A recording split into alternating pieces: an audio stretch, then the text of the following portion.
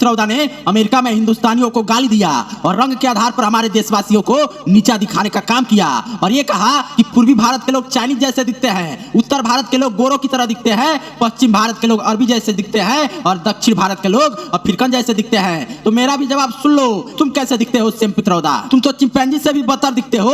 शायद चिंपैंजी और भालू भी तुमसे अच्छे दिखते हैं। हमारे भारत के कुत्ते भी तुमसे अच्छे दिखते हैं। सुअर होते हैं ना, जिसे एक तरफ सुअर को बैठा दिया जाए और एक तरफ तुमको बैठा दिया जाए तो शायद लोग सुअर को ही अच्छा कहेंगे, तुमको नहीं। चिटबुल डॉग की तरह दिखने वाला कांग्रेस पार्टी का सेम पित्रोदा हमारे देशवासियों को गाली दे रहा है और तुम कांग्रेसियों को तो यही शिक्षा दी जाती है कि कैसे भी देश को तोड़ना है, भारत माँ को गाली देना है, विदेश में जाकर भारत का शिकायत करना है, हमारे सभ्यता और संस्कृति को बर्बाद करना है, हमारे देवी देवताओं के लिए अपशब्द बोलना है और 140 करोड़ देशवासियों को रंग के आधार पर गाली देना है और उनके भावनाओं को ठेस पहुंचाना है। जानते हैं देशवासियों, ये कांग्रेसी खुद को बहुत चालाक और मॉडर्न समझते हैं। ये हमारे देशवासियों को भेड़ बकरी समझते हैं कि भारतवासी तो बड़े मूर्ख हैं, इनको हम गाली दे देंगे, जात पात में बांट देंगे, इनके आराध्य मर्यादा पुरुषोत्तम भगवान श्री राम को कह देंगे कि राम डज नॉट एग्जिस्ट, इनके देश के तिरंगे झंडे को जलवा देंगे,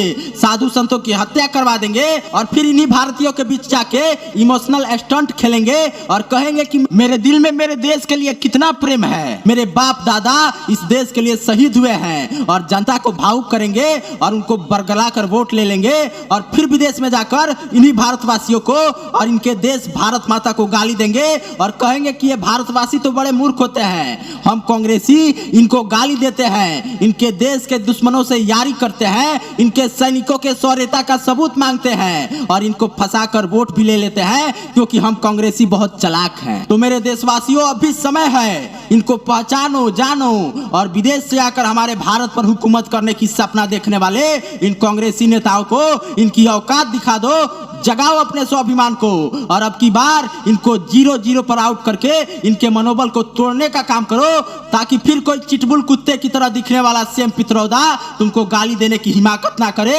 और ये ना कहे कि राम मंदिर लोकतंत्र पर चुनौती है। मेरे देशवासियों, ये कांग्रेस पार्टी की सोनिया गांधी विदेशी हैं, इनके बेटा राहुल गांधी, बेटी प्रियंका वाड्रा गांधी ये भी विदेशी माँ के बेटे हैं। इनका रहन सहन, सभ्यता, संस्कृति हम भारतीयों के सभ्यता और संस्कृति से मैच नहीं करता है। इनको नहीं पता है कि देशभक्ति क्या होती है, ये कभी गरीबी नहीं देखे हैं, इसलिए ये कभी गरीबों के दुख दर्द को नहीं समझ सकते हैं, ये कभी किसी का सेवा नहीं किए हैं, इसलिए इनको नहीं पता है कि अपनी जनता की, अपनी देश की और अपनी मातृभूमि की सेवा और सुरक्षा कैसे की जाती है। मोदी जी और भारतीय जनता पार्टी का चुनाव जीतने का मकसद देश की सेवा करना है, दिन रात भारत को समृद्धि के पथ पर अग्रसर करने का सपना है इनका और ये विदेशी कांग्रेसियों का मकसद चुनाव जीतकर ऐश और अय्याशी करना है। हमारे भारत पर देश के दुश्मनों से हमला करवाना इनका मकसद है, राम मंदिर पर बाबरी ताला लटकवाना इनका मकसद है। जिस चीन और पाकिस्तान का कमर तोड़कर मोदी जी अपाहिज कर दिए हैं, उन चीनियों और पाकिस्तानियों को मजबूत करने का मकसद है इनका।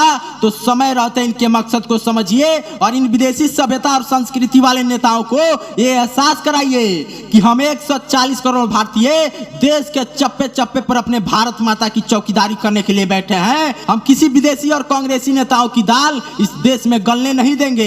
और सुनिए कवि बाला बिहार की कविता और इसे शेयर भी कर दीजिएगा कि जो खानदानी विरासत समझते हैं इस देश के सत्ता को, उनको हम मनमानी करने नहीं देंगे। कि जो खानदानी विरासत समझते हैं इस देश की सत्ता को, उनको हम मनमानी करने नहीं देंगे। पालेगी जो कोख देशद्रोहियों को, उस कोख को पलने नहीं देंगे।